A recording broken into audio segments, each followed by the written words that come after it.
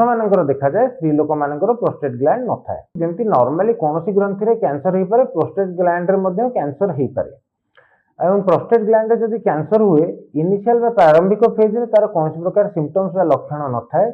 एवं तापर second stage जो सेटा स्प्रेड कर जाए भिन्न भिन्न सिम्पटम्स आसे जमी कि प्रोस्टेट ग्लैंड एनलार्ज हेले परिस्रा संबंधी लक्षण गुड़िक दिशो बारंबार परिस्रा हवा राति बारंबार परिस्रा हवा परिस्रा फ्लो कमी जावा प्रथम जाना जे प्रोस्टेट कैंसर कहीं होता है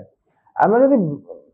माने पूरा ब्रॉडली देखा ताले प्रोस्टेट कैंसर एक बयस जनित रोग जमती लोक मानकर बयस वृद्धि चले prostate cancer prevalence and incidence बढ़ी बढ़ी चले माने जमती 50 वर्षर लोक मान समस्त 2 जन को हम ताले 100 वर्षर लोक समस्त प्रोस्टेट बायोप्सी करियो ताले समस्त प्रोस्टेट कैंसर आसीबार संभावना अच्छी एवं ता छड़ा जमती स्मोकिंग जेनेटिक कंडीशंस जमती जार फैमिली हिस्ट्री थी प्रोस्टेट कैंसर